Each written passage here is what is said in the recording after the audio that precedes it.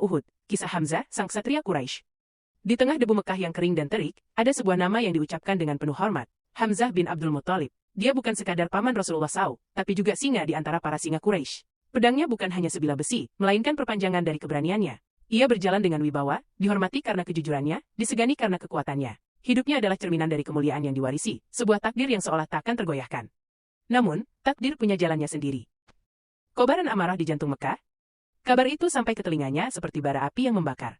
Keponakannya, Muhammad, dihina dan dicaci maki oleh Abu Jahal di depan umum.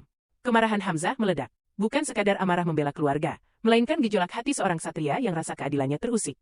Bagaimana bisa seorang pemimpin bertindak begitu pengecut? Tanpa ragu, ia berjalan menuju Ka'bah, menembus kerumunan. Langkahnya begitu mantap, seolah bumi pun gemetar di bawahnya. Di hadapan seluruh pemimpin Quraisy, ia menghadapi Abu Jahal. Apakah benar kau telah menghina Muhammad? Suaranya menggelegar, memecah kesunyian yang mencekam. Abu Jahal terdiam, ketakutan tersirat di matanya. Saat itulah, sebuah deklarasi yang mengguncang Mekah diucapkan. Hamzah mencabut pedangnya, bukan untuk menyerang, melainkan untuk bersaksi. Aku bersaksi, tiada Tuhan selain Allah dan Muhammad adalah utusannya. Satu tindakan, satu deklarasi. Dan dunia Hamzah berubah selamanya. Singa Quraisy kini telah menjadi singa Allah. Di medan perang, raungan sang singa. Sejak hari itu, Hamzah adalah pilar kokoh bagi Islam. Keberadaannya di medan perang adalah jaminan kemenangan.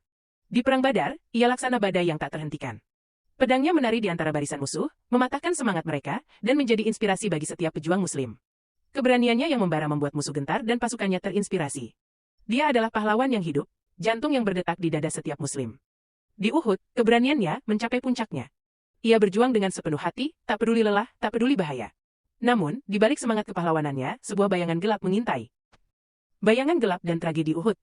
Di antara celah bebatuan, seorang budak bernama Wahsy menunggu. Di tangannya, sebuah tombak. Di hatinya, janji kebebasan. Misinya adalah mengakhiri hidup sang singa. Wahsy tak akan berani berduel, ia hanya bisa menunggu, mengamati setiap gerakan, setiap napas Hamzah.